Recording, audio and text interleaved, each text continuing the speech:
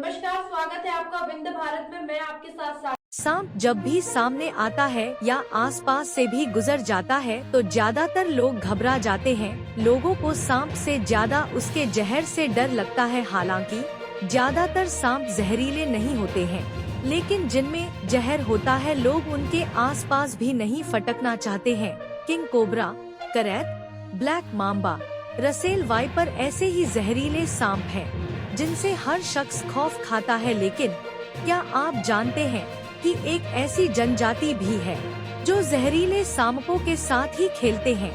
वे सबसे ज्यादा जहरीले सांपों को नंगे हाथों से ऐसे उठा लेते हैं जैसे कोई खिलौना हो। हम भारत में पाई जाने वाली इरुला जनजाति की बात कर रहे हैं। इरुला जनजाति के लोग न सिर्फ सांप को खिलौनों की तरह उठा लेते हैं, बल्कि वे उनका जहर निकालकर इकट्ठा भी कर लेते हैं। ये जनजाति दक्षिण भारत में पाई जाती है। इस जनजाति के लोग सदियों से सांपों का जहर इकट्ठा करने का काम कर रहे हैं। इरुला जनजाति के लोग सांप का जहर निकालने के लिए उनकी गर्दन को जोर से दबाते हैं, फिर उनका मुंह खुलने पर उनके दांत एक जार में अटका देते हैं। गर्दन दबाने से गुस्से में आया सांप जहर उगलना शुरू कर देता है। इसी जगह को इरुला जनजाति के लोग इकट्ठा कर लेते हैं। अब सवाल ये उठता है कि वे जुटाए हुए सांपों के इस जहर का करते क्या हैं? वैज्ञानिक इरुला जनजाति के जुटाए सांपों के जहर को लेकर उससे सांप के काटने पर लगाया जाने वाला एंटीवेनम इंजेक्शन बनाते हैं। इरुला जनजाति दक्षिणी भारत के केरल, कर्नाटक और तमिलनाडु राज्यों में पाई जाती है। इस समुदाय की आबादी करीब 3 लाख है। समुदाय के 90% से ज्यादा लोगों को सांपों का पता लगाने और पकड़ने में महारत हासिल होती है। कई पीढ़ियों से समुदाय के लोग यही काम कर रहे हैं। समुदाय के बच्चे, बूढ़े और जवान ही नहीं, महिलाएं भी सांपों को पकड़कर उनका जहर इकट्ठा करने में माहिर होती हैं।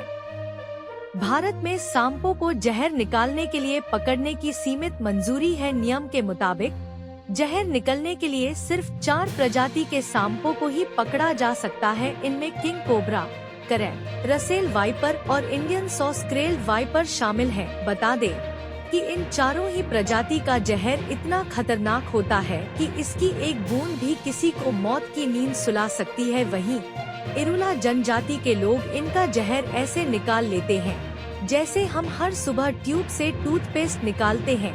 समुदाय के लोगों जैसे ही जहरीले सांप दिखता है, वे बिना देर किए उसे दबोच लेते हैं और जहर निकाल लेते हैं।